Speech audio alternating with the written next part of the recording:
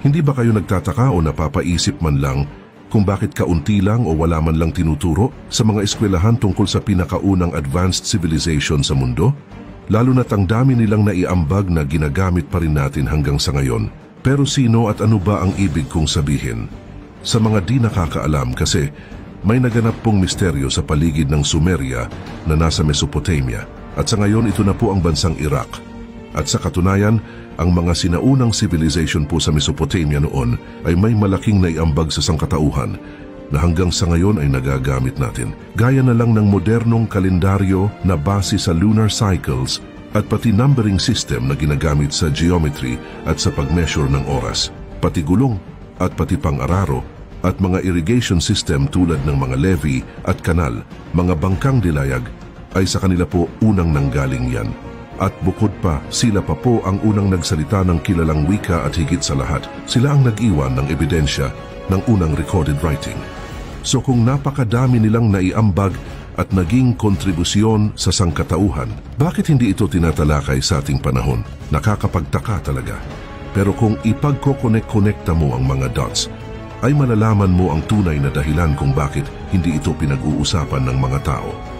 Ang mga Sumerian kasi ay sobrang galing nila sa paggawa ng mga advanced na sistema. Pero yung mga kwento nila tungkol sa pinagmulan ng tao ay tinuturing lang natin na mitolohiya. Pero bakit kaya?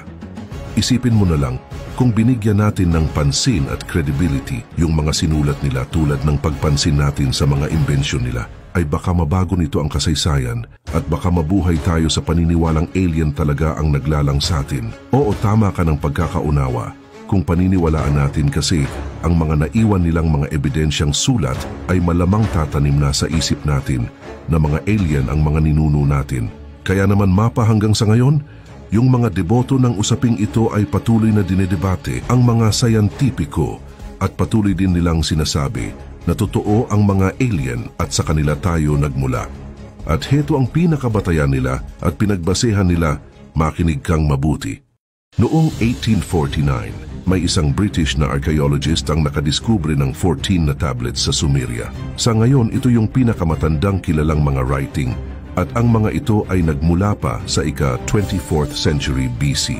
At ang nakapaloob po ng mga kwento na nakasulat dito ay may pagkakatulad po sa ibang sinaunang writing gaya ng Biblia pero may twist. Kung sa atin kasi pinaniniwalaan natin na may ama ng lahat ang nagpasimula o isang napakataas na supreme being, ay kabaligtaran o taliwas po ito sa sinasabi ng mga tablets. Ayon kasi sa mga tablets, ay yung lumikha daw sa Genesis, Garden of Eden, Adam at Eve, ay mga polytheistic gods daw sila. Kung itatagalog mo ang ibig sabihin, ay mga nilalang sila mula sa ibang mundo. O sa madaling salita, mga alien sila. Yung buong unang dalawang tablets ipinapaliwanag kung sino sila at saan sila nagmula. Yung tablet 3, kinukwento yung 6 na araw ng paglikha o pagsasaayos sa Earth. Sa mga susunod na parte naman, ipinaliwanag dito na genetically manipulated daw ang human race at hindi daw tayo basta na lang nag-i-evolve. Pati yung teknolohiya na binigay sa atin ng mga Sumerians, galing daw lahat yan sa mga nilalang na ito. Pero teka, ano-ano pa ba ang nilalaman ng mga tablets ng Sumerian? At anong kinalaman nito sa kasaysayan ng tao? Tara at isa-isahin natin. Mga 445 years na ang nakalipas, sabi sa mga lumang tablets ng Sumerian, may mga creator gods. Ito ang tawag sa kanila ng mga panahong dumating sila dito sa Earth. Ang mga nilalang lang kasi na nasa Earth noon ay mga mababangis na hayop. At pagdating ng mga creator gods, ay dito na sila tinawag na Anunnaki, na ang ibig sabihin ay sila yung mga galing sa langit na napunta sa Earth. Ang mga Anunnaki daw ay nakatira sa isang malayong planeta na umiikot-ikot na tinatawag na Nibiru. Ito raw ay pumapasok sa solar system natin every 3,600 years. Sinasabi din sa mga tablets na itong Nibiru ay mas malaki pa sa Earth ng maraming beses. At puno ito ng iron oxide, kaya naman naging red ang kulay ng mga ilog at lawa doon. Tungkol naman sa Nibiru, sabi sa mga tablets, ay nasisira na daw ang atmosphere nito at naging hindi na magandang lugar para mabuhay. Kaya naman, para maayos ito ay sinadyang puntahan ng mga Anunnaki ang Earth noon para kunin ang isang importanteng elemento para maayos ang kanilang atmosphere. At ito ang gold. Ngayon ito ang nakakagulat dahil may patunay na ang gold nanoparticles ay maaring gamitin para ayusin ang nasirang ozone layer ng isang planeta. Opo at totoo ito, at protektado rin ito sa radiation kaya nga ginagamit ng NASA ang gold foils sa kanilang mga space station. Ngayon, bagamat alam ng NASA na may 8 opisyal na planeta lang sa ating solar system, ay marami pa rin ang nagtataka kasi may hindi pangkaraniwang orbit na gumugulo sa mga planeta na nagpapahiwatig na may malakas na gravitational pull mula sa isang napakalaking bagay na hindi pa natutuklasan. Halos dekada itong hinanap ng mga sayantipiko hanggang sa noong Oktubre 2017, nag-publish ang NASA ng isang artikulo na tinawag na The Super Earth That Came Home for Dinner. Sinabi nila na may 5 magkakaibang line ng ebidensya na nagsasabi na meron talagang Planet 9. At syempre, sino ba naman ang hindi maiintriga kung mga dalubhasa na ang nagsasabi nito? So ibig sabihin may potensyal talaga na may isa pang planeta na hindi pa natutuklasan sa ating solar system. Sa kabila nito, nung dumating ang Anunnaki sa Earth ay kaya nilang mabuhay ng daan-daang libong taon. Kaya naman gumawa sila ng mining settlement na tinawag nilang Iridug o Earth Station 1 sa Persian Gulf. Ang lugar na ito ay pinamunuan sa ilalim ni Enki. Sabi pa sa mga tablets, pagkatapos bumaba ang kingship mula sa langit, ito ay unang lumapag sa Iridug. At hindi nag-iisa ang mga bisitang ito, marami sila at may dala pa silang isa pang lahi mula sa outer space. At tinawag naman silang Igigi at sila'y nagsilbing mga alipin. Itinuring ang Igigi na mas mababa. Kaya naman nagserbisyo sila sa Anunnaki sa pamamagitan ng pagmimina ng ginto. Ngayon habang lumalaki ang mga sibilisasyon, nagtiis ang mga Igigi sa mabigat na trabaho. At ang mga kwentong ito ay makikita din sa mga tablets ng Babylonian mula 18th century BC. Ayon sa tablets ng Babylonia, malaki ang pasanin ng mga Diyos, napakabigat ng kanilang trabaho, kaya naman pinagawa nila ito sa mga alipin. Ganun pa man, pagkatapos ng maraming siglo, nagrebelde ang mga Igigi. Inakala nila na kaya nilang talunin ang mga mapang-aping amo, pero nagkamali sila at dahil sa nagrebelde sila ay pinatay lahat ang mga Igigi. Kaya naman nawalan na ng mga manggagawa ang mga Anunnaki at dahil wala nang papalit sa Igigi, ay inutos ng ruler ng Nibiru na si Anu sa kanyang anak na si Enki na gumawa ng bagong lahi ng alipin sa pamamagitan ng genetic engineering. Isang lahi na matalino at sapat para gumawa ng kompleks na trabaho. Pero dapat maging sunod-sunuran pa rin sa Anunnaki at dito nag-experiment siya at sa wakas ay nagtagumpay si Enki sa kanyang layunin at ang resulta, nakagawa siya ng isang genetic hybrid sa pagitan ng cavemen ng Earth at Homo erectus at itong hybrid na ito ay tinatawag na nating Homo sapiens. At isang mabilisang Google lang, ang Homo sapiens po ay ang pinakaunang matalinong modern na tao. Ang unang tao base sa mga tablets ay tinawag na Adamu, na may kahulugan sa Hebrew na Adam na ang ibig sabihin ay tao. Ngayon, pinagtrabaho ng Anunnaki ang Homo sapiens o ang mga unang tao sa mga mina at sa iba pang lugar sa Mesopotamia. Ang Semitic word na avod o worship ay literal na may ibig sabihin na trabaho. At dahil dito, wala nang ibang pagpipilian ang mga unang tao kundi magtrabaho at sambahin ang mga Diyos na lumalang sa kanila. At ayon sa mga pictograph at teksto, sa pagkakaalam natin na ang mga Anunnaki ay nabuhay ng maraming siglo at mga higante sila kumpara sa Homo sapiens. At totoo po ito.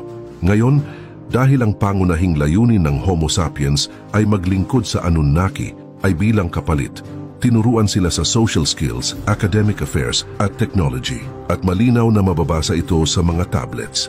Ang mga bagong human slaves ay baog noong una pero dahil dumami ang pangangailangan sa workforce ay ginawa silang fertile para makapag-reproduce. At nagresulta ito ng overpopulation kaya naman maraming tao ang pinalayas mula sa kanilang mga lungsod.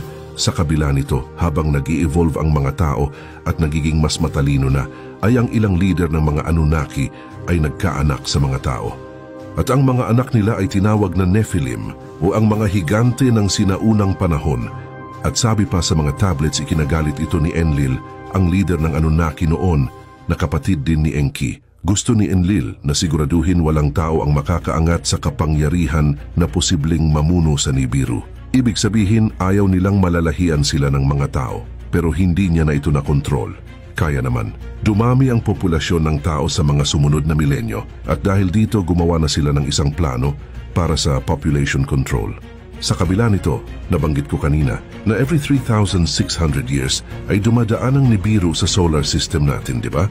Ngayon, sa isa sa mga 3,600 years cycles nito, ay ginulo ng Nibiru ang araw at ang Earth. Kaya naman ang Nibiru noon ay tinatawag ding The Destroyer at makikita din ito sa Kolbrin. At ang Kolbrin po ay isang sinaunang gospel o Biblia na natagpuan sa Scotland na hindi isinama sa biblical text, gaya ng ginawa sa Dead Sea Scrolls. At ayon nga dito, nagkaroon ng isang napakatinding paggunaw. Sabi dito, una, lumabas ang mga black spots sa surface ng araw at naging mahina ang magnetic field ng Earth. Kaya naman tumaas ang temperatura at nagsimulang matunaw ang ice caps. At ang pangyayaring ito ay tinawag na ang The Great Flood. At dagdag pa, nakasaad din dito na bago ang The Great Flood, ang Earth daw ay umuugong at umuungol na parang may sakit. At sa mga dumadaang gabi bago ang Great Flood ay makikita sa langit ang Nibiru na kumikinang na parang isang glowing star.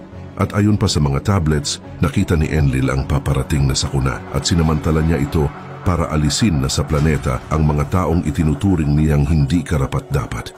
At saka bumalik siya sa Nibiru, pero maraming Anunnaki ang piniling manatili sa Earth. Kaya naman nasaksihan nila ang pagbaha at pagkasira ng planeta, base pa sa mga tablets. Pagkatapos nito ay nagkaroon ng kadiliman sa araw. At sa gabi ang buwan ay parang nilunok ng isang halimaw at hindi na ito tumanglaw pa. Nagsimula ding umuga ang Earth dahil sa isang puwersang hindi pa kilala noon.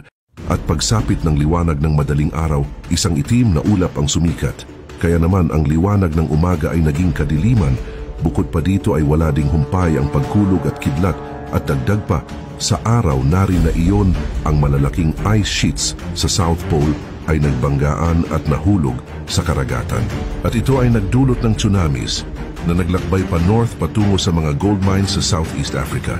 Ang tidal wave ay nagpatuloy pa norte hanggang sa umabot ito at nilubog nito ang lungsod ng Eden, ang isa sa mga unang settlement ng Anunnaki sa Earth na ngayon ay matatagpuan sa ilalim ng Persian Gulf. Ngayon pagkakita sa Cataclysm, si Enki na may pakialam pa rin para sa kanyang mga nilikha ay nag-utos sa kanyang mga napili na gumawa ng mga bangka. At kabilang sa ilang mga tao na ito ay si Ziusudra, na kilala natin bilang si Noah at ang kanyang pamilya. Ngayon ang malakas na tidal wave ay sinabayan ng isang malakas na bagyo na may mabigat na ulan at nagtuloy-tuloy ito sa loob ng 40 araw at gabi. Ganun pa man, ang kwento ng The Great Flood ay naitala sa halos bawat sibilisasyon sa ating planeta.